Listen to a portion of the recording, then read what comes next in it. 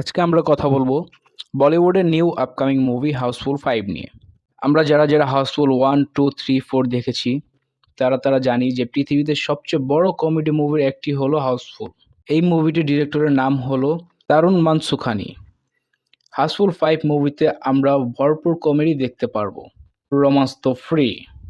Housefull 5 মুভিতে caste করা হয়েছে সুন্দরা শর্মা, কৃতি খারবান্দা, অক্ষয় কুমার, ফারদিন খান, সঞ্জয় দত্ত, নোরা ফাতেহি, কৃতি সানন, রিতেশ, অভিষেক বচ্চন, জ্যাকলিন ফের্নান্দেজ, চাঙ্কি পান্ডে, জন আব্রাহাম, মিথুন চক্রবর্তী, অর্জুন রামপাল, মুকেশ খান্নু, মালাইকা আরোরা, জ্যাকি শ্রফ, ববি দেওল, শারদ কেলকার, বামান ইরানি, অশ্বিনী কালশেখা, মানস পাহুয়া, জনি লিভার, সঞ্জয় মিশ্রা, অর্চনা পুরম সিং, রাজপাল যাদব।